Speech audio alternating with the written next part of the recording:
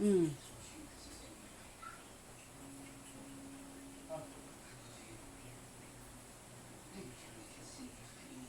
Mm.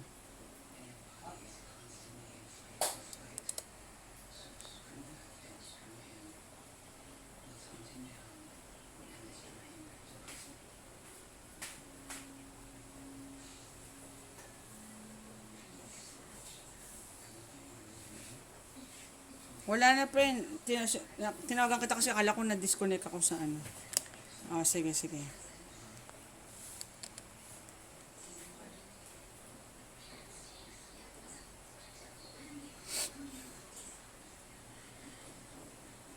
Mm.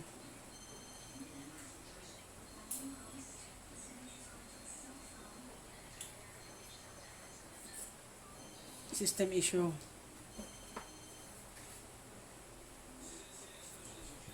Oo, oo, oo.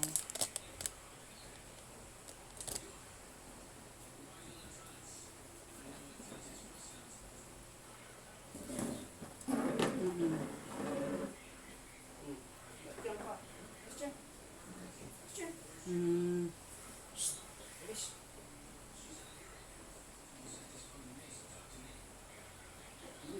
Depende sa verbatim na lang na parang kung ang most so ang hahanapin ko ring parang keyword or based sa pagsalita ni member is wala nakatulong sa akin, uh, wala nakausap, ganyan, oo. So technically for FCR, no.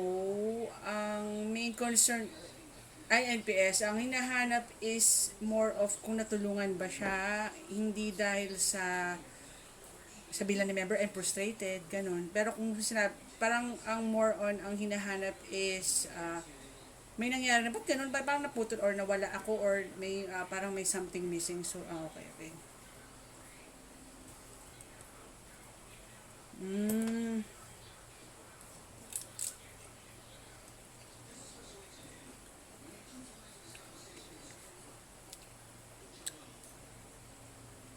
okay. Okay.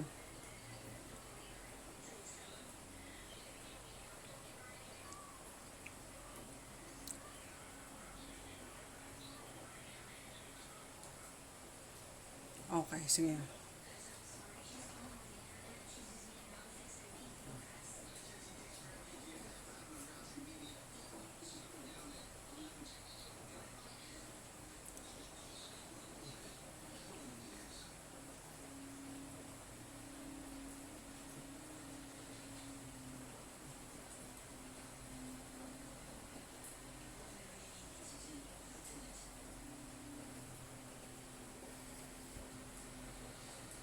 Mm.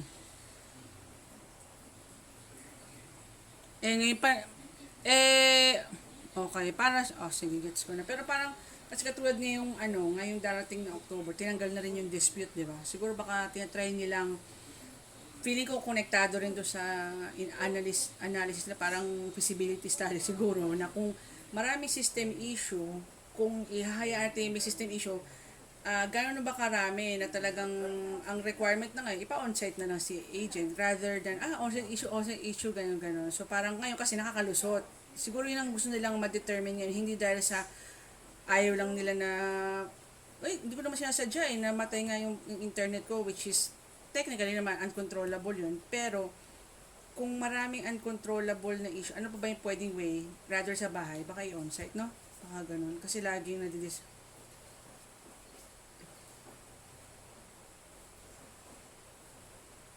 Kaya nga eh. Oh, okay. Gets, gets. Siguro yun ang pangkalahat. Siguro ngayon, titest nila ngayong October. Kung hindi natin ipapadispute tong mga to, ay, buong ano na ba? Ay, hindi, hindi. Yung ano kasi, may bago kasi ngayon sa October, yung sinabi na bawal doon magpa-dispute na. Starting October, oh.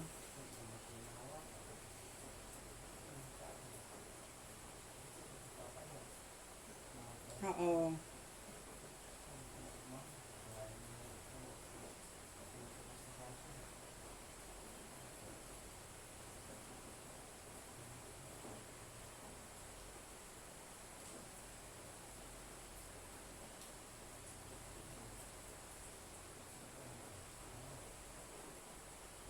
Hmm. Mm-mm.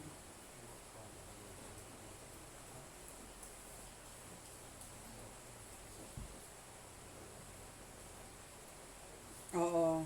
Correct, correct. Tama, tama. Gets na natin yan. Oh, feeling boss. Ang peg.